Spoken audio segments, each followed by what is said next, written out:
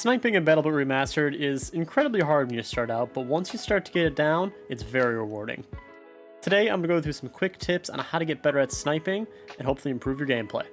Let's get right into it.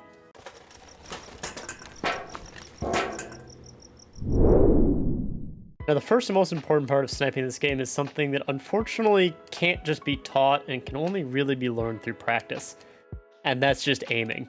I don't want to just sit here and pull out the get good meme and slap it on the screen. I will, because I just mentioned it, but honestly, to get good at sniping, you really do have to practice and kind of aim your shots. Luckily, BattleBit has included a tool to help you learn that. In the shooting range, it has a very handy area where you actually have figures that are moving around at a pretty good pace. If you can get good on lining up on these and getting headshots pretty regularly, you'll do a lot better in game. I suggest spending a little time in here every now and then and just kind of working on your aim a little bit. Now, I do have actual tips to give as well. So I'm going to get into my first one here and say, use the medium range scopes. The reason I say this is because you may not have known, the long range scopes give off the scope glint that you tend to see in matches. The medium range scopes do not give off this same glint. So when you switch over to the medium range scope, you'll actually be able to stay a lot stealthier, and from this, hopefully get some more kills. Now, the unfortunate part about the medium range scope is you do need to get a few kills with the gun before you unlock it. It takes 15 kills with most guns to unlock that medium range scope, so you have to stick with that long range for a little bit. Once I did finally unlock the medium range scope for a couple guns, I found that I was actually getting more kills than with the long range. I didn't really notice the sight drop off too much from being a little zoomed in, since most of the shots I was taking weren't at a terribly long range, but the benefit of not dying as much was fantastic. Continuing on, I want to talk about concealing yourself in maps. The difference between a good spot and a bad spot can mean 10 kills or 0 kills. Now, what do I mean by a good spot and a bad spot? What may seem like a good spot at first glance actually might be a bad spot because enemies will spot you right away. If you go right up in a big tower, if you stand next to a big tree in an open field, while they may help and give you a good vantage point, people will pick that out right away and probably pick you off pretty quickly. Another important thing to consider is that the sky is your enemy. What do I mean by the sky is your enemy? When you're standing in a spot, if you're up against blue sky behind you, you stand out like a sore thumb. If you can have like a wall or some sort of cliff behind you, you'll blend in a whole lot better and people have a hard time spotting you.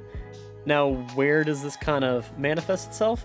Maybe sit a little ways down a hill instead of right on the crest. Maybe instead of sitting on the roof of a building, go one floor down and just go into one of the windows.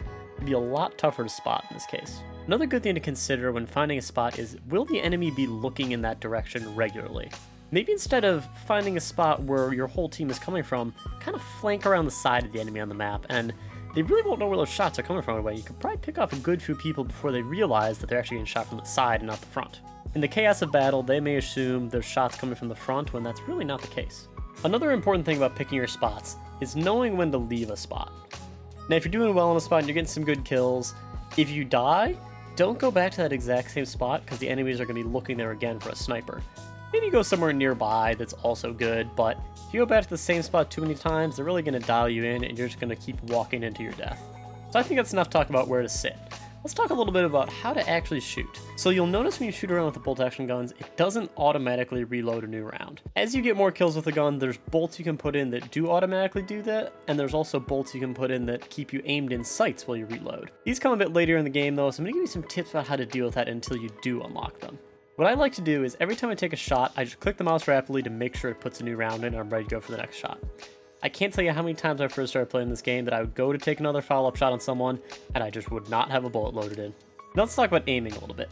When you aim down sights, you may notice your scope wobbles around a lot. This doesn't happen as much with the medium as it does the long range. You can actually do something to stop this temporarily.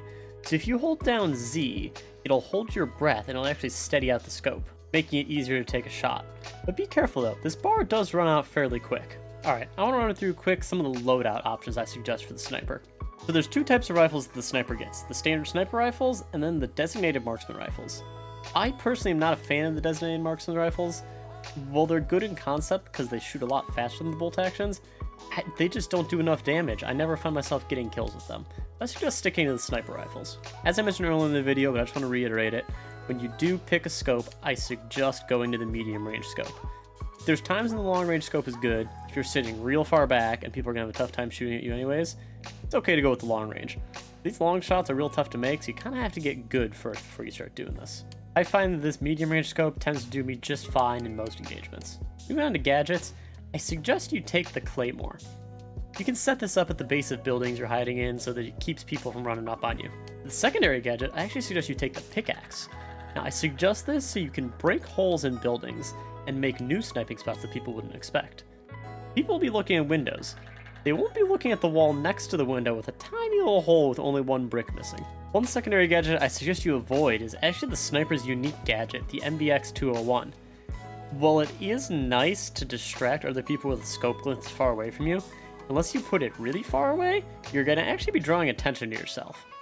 Now, if you have the patience to go run 100 meters, drop it somewhere random, and then go run away, it can be worth it, but I find that I'm usually too lazy to do that, so I kind of just tend to put them too close to me and it winds up getting me killed. For throwables, I suggest you stick with the frag grenade. It's simple, it's easy, and you don't really want to go with the other ones because smoke grenades draw attention to yourself. Once you get to a higher rank, you can try out the impact grenade. I find that works fairly well, but that is rank 35, so that's a little further in the game. Alright, I think that'll do it for a quick video on the sniper. If you learned something today, I'd love if you hit that like button down below and consider hitting the subscribe. It really helps me out. Thanks, and I'll see you next time.